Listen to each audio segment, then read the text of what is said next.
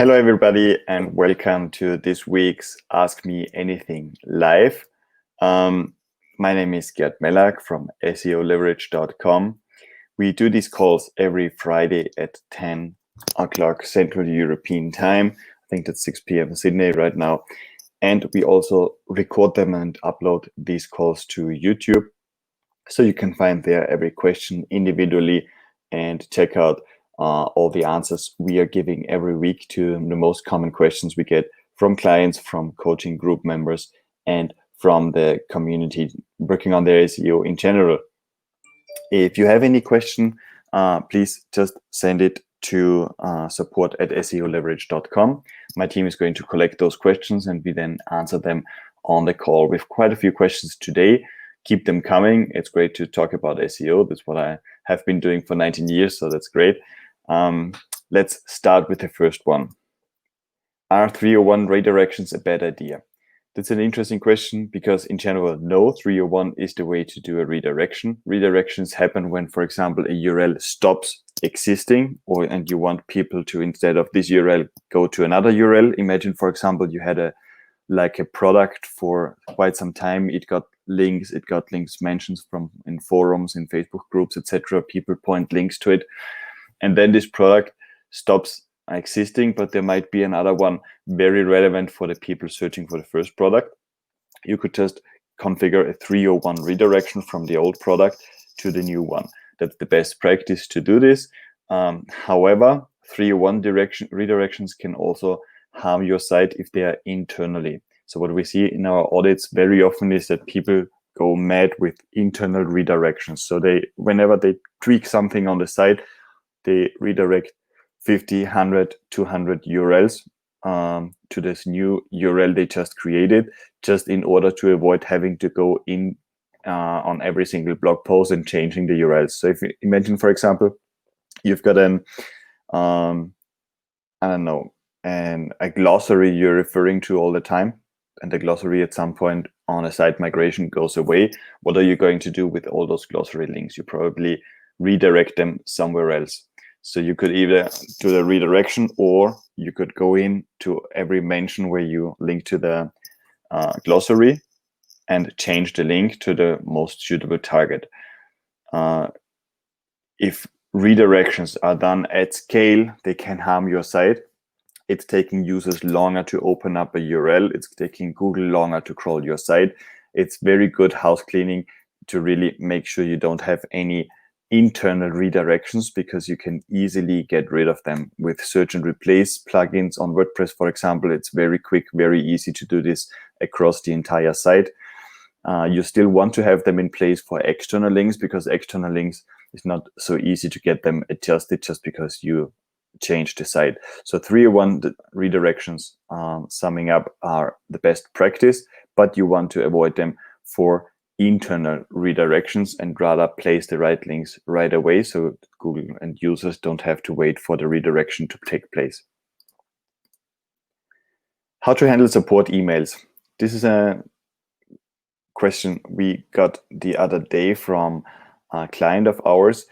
The way we do this, we have this support@seoleverage.com address. This goes directly to a tool called Help Scout, which I can really recommend. It's a great tool. We're not affiliated with them at all, but I really love this tool. I've been using this for years.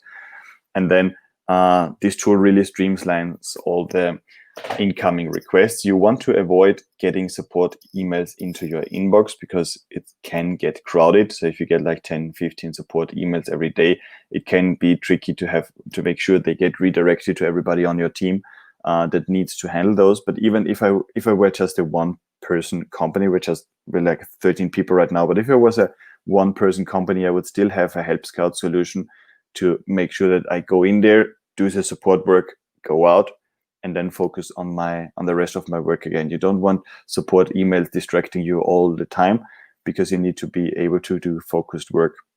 So support emails should go to a help desk solution, to a ticket solution like Help Scout. Another one would be Zendesk, for example.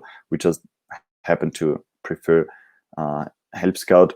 I do believe teamwork.com also has a ticket solution. not sure if this is called teamwork tickets or something like this. They all work in a very similar manner. You need an email address that's automatically going to forward all the email addresses to a certain email address they give you. And this email address is then going to process all your emails and showing them within the application and allowing you to respond, to keep track of what's the thread of an email, etc. What are Web Vitals? Web Vitals is something Google has been launching as metrics in order to evaluate user experience a few weeks ago. There's even a Chrome plugin where you can check your Web Vitals. And what it essentially does is it keeps track of 3 different parts of the whole user experience. So before we used to focus on site loading speed, but now it gets a little bit more granular. So for example, they take into account how long it takes to load the biggest image on the screen when you open up the page before scrolling. This is called the viewport. So the viewport is what you see on the browser before you scroll. And if there is a very big image that takes a lot of time to load, this is annoying to users. So they take into account how long it takes to get the biggest element loaded for users. They take into account how long it takes for the website to be interactive, meaning you can click and select something or mark something, click on a button, etc.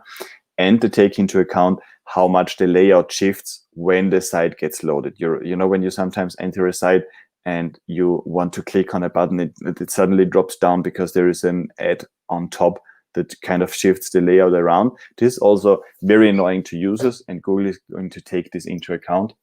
Officially, they haven't added it to the algorithm yet. I would assume they are going to do some testing. We haven't seen in the last Google algorithm update a consistent correlation between Web Vitals and ranking growth. So I'm not sure if they have integrated it already, but it definitely makes sense to focus on your site's usability. Make sure the layout doesn't shift. Make sure you don't have any big elements on a page that take a lot of time to load. And this is going to be enhancing the user experience. And you can see the focus of Google, they focus on user experience. Google wants happy search users. This is essentially what we always need to keep in mind. Google wants happy search users.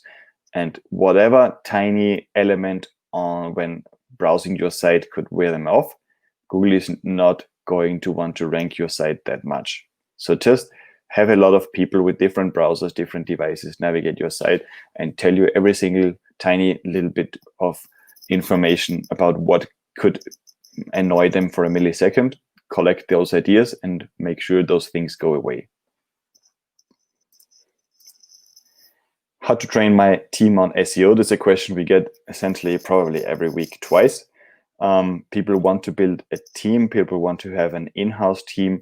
Many of my clients are using us, or me in this case, and my team as consultants to help their team do the right things and focus on the right things. But they still want to get their team trained on SEO. So for this purpose, we created a fundamentals course that's on our website, and it's also part of the coaching. So even rather than purchasing the fundamentals course, I would probably recommend purchasing the coaching, because there is not only the fundamentals course, but all other courses we are creating. And there is a private coaching thread with me where you can chat with me, ask me questions directly. I can check out your site, give you clear directions on what you need to focus on next on your journey. And apart from that, you get all the fundamentals course. I'm just about to upload a Google Analytics course. We have a course on Search Console in there, and some other courses that can come in handy if you build your SEO team. The way to train your SEO is really to, your team on SEO is really to make sure they understand what Google really wants and how the different parts work together. So how does the keyword research relate? Why do we do a keyword research? How do we need to structure the content? How does link choose flow across the page so it makes sense? How can we do competitive research? How can we get to know 3-4 tools we should be using in our daily work? What should we do on a daily, weekly basis, monthly basis on our site in order to make sure we head to the right direction? Because at the end of the day, your team can be doing hundreds of things, which would be good under quotes, for SEO, but there is probably 5 things they should be focusing on right now. And we've seen time and again people focusing on the wrong things over years, not months, but years, and essentially not leveraging any of the content they have been building over those years in the right way. Okay, so it's very important you get professional input from someone who has been in this game for some time. And I think the coaching program we have launched is very solid and a very good way to not only train your team, but also have them get input from me directly, in this case, on what relates to your particular website. Which tool do you use for email marketing? Right now we use ActiveCampaign. I had been using ActiveCampaign for a few years, then moved to ConvertKit, Ontraport, and moved back to ActiveCampaign. I think ActiveCampaign for most companies is going to do whatever you need. If you want to get a more enterprise-like tool, Ontraport could be a good one. But definitely ActiveCampaign does everything we need and everything we're going to need in the next years, I think. What are the best practices for meta titles and meta descriptions? First of all, we want to understand what's the role of a meta title and a meta description. So the meta title is the blue title that comes up in Google, and this title is also coming up in the browser tab on top. Okay, the meta description is the text that comes up below this meta title in the search results, usually, unless Google decides to change the meta description, which they sometimes do, then they would just pick some random text, I think, from the website they think could be a fit. The idea for best practices here is that we need to make sure we, first of all, stand out in the search results. There might be 10 results, and we need to stand out somehow. We need to make sure the text, both the title and the description, are compelling, and you don't necessarily want to give your answer away. So I've had clients who had a very low click-through rate, so hardly anybody clicked on their top positioned search result, because the meta description essentially gave the answer. People were looking for a definition. They had the definition in the meta description. There was no need for people to click on it. So you want to kind of spend some time here. This is usually where people spend the least amount of time, but it really decides whether you get the click or not. So you might have a page 1 top positioned keyword and get thousands of impressions, but if the snippet is not good enough, you're not going to get the clicks, so the ranking is worthless. On the flip side of it, if you have a low ranking, sometimes even page 2, but at least page 1, very low ranking, but you have a very high click-through rate, it doesn't really matter that you have such a low result if people scroll down and click on your result anyway. Okay, so you want to spend time here. You want to make sure the title stands out somehow. So a good way to do this, for example, if you're in a space where it's important to have recent information, not outdated information, you want to maybe put a year in it. There are some keywords where, like this, for example, or here, or something like this that catches people's attention, and you want to be compelling here. You want to sell the click. Don't try to sell the product yet. Just think about the state of mind someone is in when they do this search. What do they need to see to click on your result? I think it really pays off to spend a minute thinking about their state of mind, and then spend 10 or 15 minutes to come up with the best possible meta title and meta description, and then do this on a consistent way, week after week, for like the 5-10 search results that get the highest impressions but the lowest click-through rates.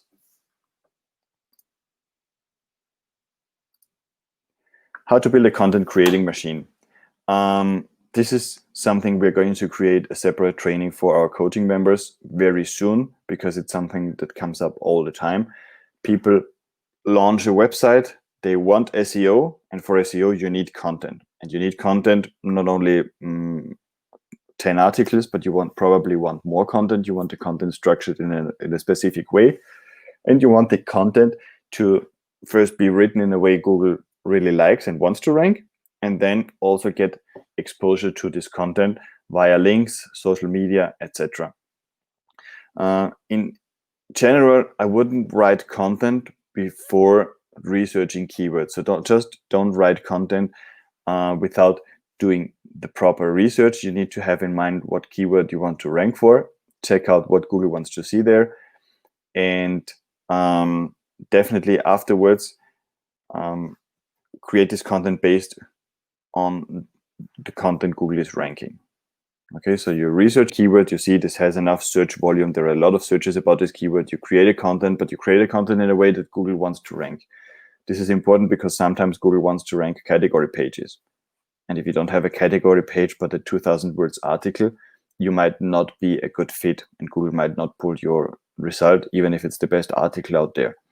You want to see if most results have an embedded video. Probably then you also want to have an embedded video. And you want to also make sure your content doesn't stay alone without any internal and external links. So what we do here is we create a content map based on the keyword research. And the content map is like showing the hierarchy on how articles are going to be published on a website and which article is going to link where. And once this is done, Google is going to be very inclined to send you traffic into the so-called topic clusters, where you talk a lot about a specific topic on multiple articles, because it's a very good user experience. Okay, people can then, on the internal links, click around and find what they're looking for. If there are no other questions, and apparently there aren't, I would like to thank you very much for your attention this Friday again. We do these calls every Friday at 10 a.m. Central European Time. Check out our YouTube channel, search for SEOleverage.com. And in any case, if you have any questions, even at some point on your journey, reach out to us at support@SEOleverage.com. Happy to help if we can. And some of those questions are going to end up here later on this Ask Me Anything live calls. I'm Gert Mellak. Have a great weekend. Work on your SEO in a structured way. Think about link juice and build a great SEO team. I would be happy to help you on the coaching we have on SEOleverage.com. Bye.